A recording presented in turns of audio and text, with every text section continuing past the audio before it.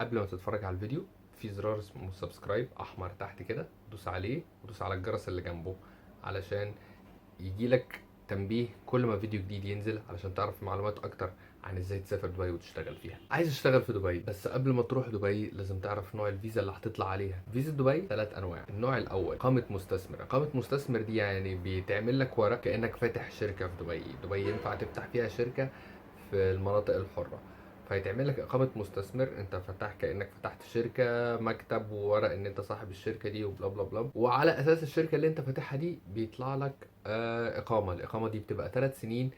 رسوم القصه دي كلها على بعض بتبقى حوالي 15,000 درهم. بتعملها ازاي؟ بتكلم مكتب من المكاتب اللي هي بتطلع الفيز دي. يعني هحط لكم في الديسكريبشن تحت مكاتب تقدروا تكلموهم وتاخدوا منهم معلومات اكتر عن نوع الفيزا دي. الحل التاني فيز السياحه.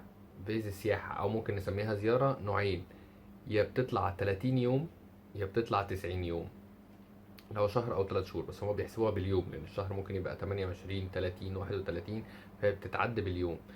فيزة ال 30 يوم وال 90 يوم ممكن تطلعها بسهولة من أي شركة سياحة. برضو الناس اللي هم بتوع السفريات، نفس اللي بيطلع الفيز بتاعة الاستثمار بيطلع فيز سياحة. تفرق الفيزا في سعرها من هل أنت معاك شهادة جامعية عالية، تعليم عالي، ولا معاك تعليم أقل من العالي.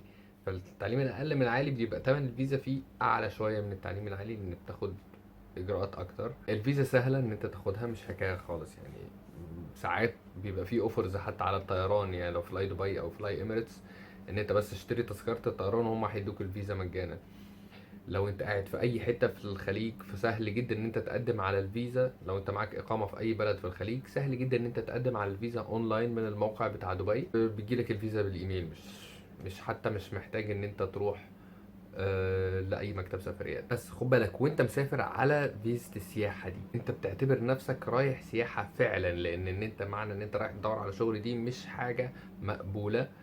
فبتبقى حاجز طيران ذهاب وعودة، بتبقى حاجز فندق، وبيبقى معاك فلوس كاش. الذهاب والعودة بتاع الطيران انت هتروح بالتذكرة اللي رايح، التذكرة اللي راجع بعد ما تروح هناك وتلاقي شغل وكل حاجة وتمضي وتحولها لإقامة. التذكرة بتاعة العودة دي ممكن تأجلها لفترة سنة أو تسترد فلوسها. الفندق اللي انت بتحجزه ده بتحجزه بشكل صوري وما بتدفعش عليه أي فلوس.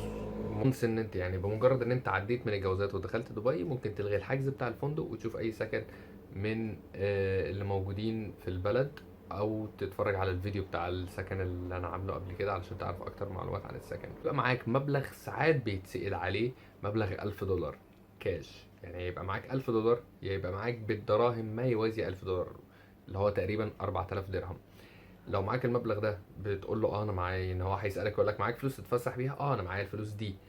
ولو معاك اي كارت بنك وريه كارت بنك حلو، لان هو انت ممكن تسحب من اي مكنه اي مبلغ، مش شرط $1000. نصيحه: علشان تعيش ال3 شهور دول في دبي فانت هتحتاج اكتر من $1000، لان تقريبا الشهر ب 800 سكن، وبعدين زود عليهم اكل وشرب ومواصلات. الموضوع هيكلفك فعلا اكتر من كده، فانت محتاج الرقم ده يكون معاك. زيارة شهر ولا 3 شهور؟ انا افضل ان انت تطلع 3 شهور، لان علشان يبقى معاك وقت تدور على شغل وتلاقي وتعمل انترفيوهات وبعدين تقدم ورقك ويطلع لك فيزا وتحولها. فبدل ما تروح وترجع مصر وكمل اجراءاتك من مصر، لا، روح 3 شهور واقعد هناك واشتغل وحول اجراءات الفيزا بتاعتك. دي كده معلومات بسيطة عن موضوع الفيزا ازاي يتعمل. هحط لكم تحت في الديسكريبشن لينكات عن مكاتب للتقديم، ازاي طريقة التقديم، ومعلومات اكتر عن الفيز بتاعت دبي. لايك، شير، سبسكرايب، ساعد الناس عشان الناس تساعدك، ساعد الناس عشان ربنا يكرمك، وكله توفيق من عند ربنا ان شاء الله.